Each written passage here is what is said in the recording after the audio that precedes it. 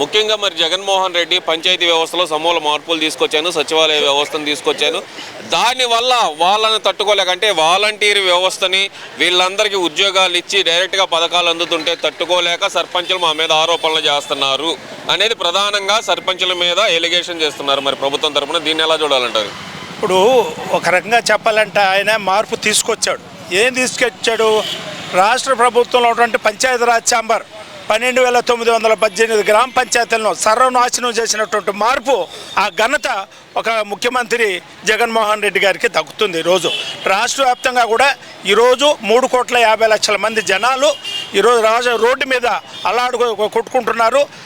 ఉన్నటువంటి గ్రామీణ ప్రాంతాల్లో ఉన్నటువంటి సీసీ రోడ్లు కానివ్వండి, డ్రైన్లు కానివ్వండి, అదేవిధంగా లైట్స్ కానివ్వండి, మంచి తాగునీరు కానివ్వండి, లాస్ట్కు బోర్లు మరమ్మతులు చేసుకోవడానికి కూడా డబ్బులు లేకుండా ఏదైతే 14th finance and 15th finance నిధులు దాదాపుగా 8,638 కోట్ల రూపాయలు వస్తే ఈరోజు సాయంత్రం రేపు పొద్దునకెల్లా ఆ నిధులను తన సొంత అకౌంట్లోకి మార్చేసి ఏదైతే సర్పంచ్ అకౌంట్లో నుంచి ఉన్నాయో ఆ నిధులను మరుసటి రోజు వాళ్ళు సర్పంచ్కి తెలియకుండా ఆ నిధులను దొంగలించి వేయడం జరిగింది జగన్మోహన్ రెడ్డి గారు.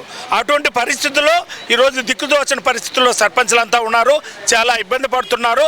దాంట్లో భాగంగానే మేమంతా కూడా రాష్ట్ర వ్యాప్తంగా అనేక పర్యాయాలు అనేక దఫాలుగా మేము ఆందోళన కార్యక్రమాలు చేపట్టాం. గల్లీ నుంచి ఢిల్లీ వరకు కూడా వెళ్ళొచ్చాం, కానీ స్పందన లేదు ఈ ముఖ్యమంత్రికి. ఫైనల్గా మేము ఇప్పుడు రాష్ట్ర వ్యాప్తంగా కూడా 15 ఉమ్మడి జిల్లాల్లో కలెక్టరేట్లో ముట్టడి కార్యక్రమం, మహాధరణ కార్యక్రమాన్ని పెట్టుకోవడం జరిగింది. దాంట్లో భాగంగానే ఈరోజు గుంటూరు జిల్లాకు వచ్చాం. గుంటూరు జిల్లాలో కూడా ఈ మహాధరణ చేయడం జరుగుతుంది. ఒకటే నిర్ణయించుకున్నాం, రాష్ట్ర వ్యాప్తంగా పార్టీలకు అతీతంగా ఉన్నటువంటి సర్పంచ్లందరూ కూడా ఈరోజు ముఖ్యమంత్రి జగన్మోహన్ రెడ్డి గారు సర్పంచ్ల వ్యవస్థకు అగైనెస్ట్గా ఈరోజు ఆయన పనిచేస్తున్నాడు. కాబట్టి రాబోయే ఎలక్షన్లో తప్పకుండా మేము పార్టీలకు అతీతంగా ఈ సర్పంచ్లంతా కూడా కలిసి అతన్ని చిత్తుగా ఓడించాలని ఒక ప్రతిపాదన తీసుకొని నిర్ణయం తీసుకోవడం జరిగింది.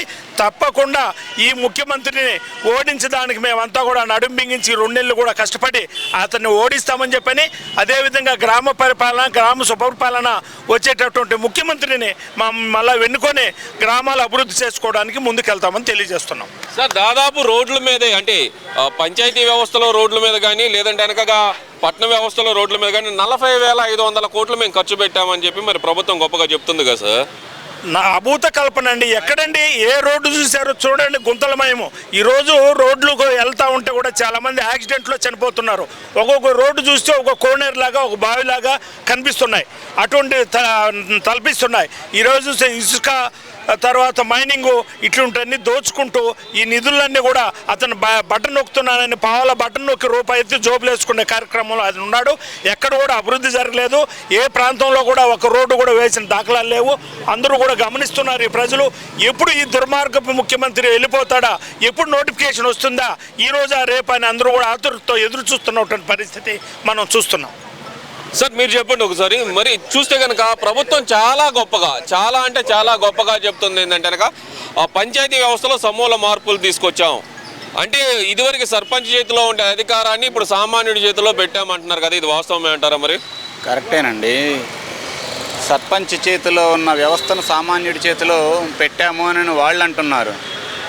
అది ఏ విధంగా పెట్టినట్టు అని చెప్పేసి ఒక గౌరవ ముఖ్యమంత్రి గారిని నేను సభావేదికగా కోరుతున్నాను.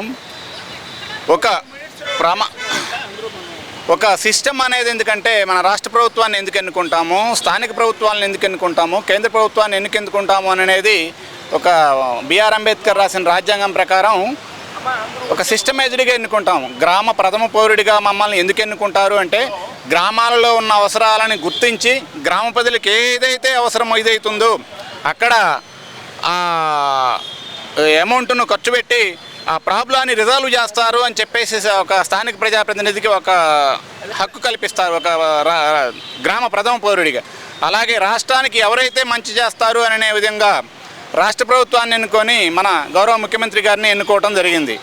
అలాగే స్థానిక సంస్థల నిధులు తీసి నువ్వు ఖర్చు పెట్టుకొని నేను సమూల మార్పులు చేసినాను అని అంటే, ఇందాక మీరు అన్నట్టు టౌన్లకి పల్లెటూళ్ళకి తేడా లేకుండా చేశాను అని అంటున్నారు. వాస్తవమే. ఇంతకుముందు టౌన్లలో ఎందుకంటే మట్టి రోడ్లు, పల్లెటూర్లలో మట్టి రోడ్లు, గుంతల రోడ్లు ఉండేవి.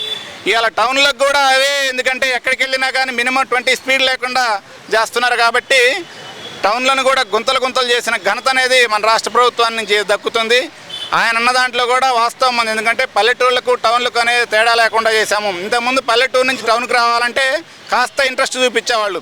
ఇప్పుడు టౌన్కి రావాలన్నా కానీ అరే టౌన్ కన్నా మనూరే బెటర్గా ఉందని చెప్పేసి పల్లెటూరు ప్రజలు పల్లెటూరులోనే ఉండటానికి ఇష్టపడుతున్నారు.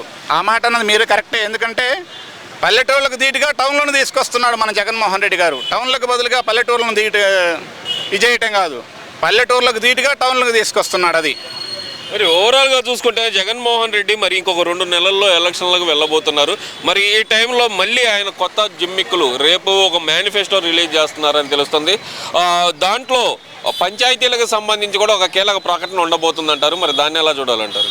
వాస్తవమేనండి. ఎందుకంటే జగన్మోహన్ రెడ్డి గారి ప్రకటనలు వాస్తవంగా, నేను కూడా ఒక వైసీపీ సర్పంచ్నేనండి. జనం కోసం జగన్, జగన్ కోసం జనం అనే స్లోగన్తో లాస్ట్ టైం గౌరవ ముఖ్యమంత్రి గారిని ఎన్నుకోవటం జరిగింది.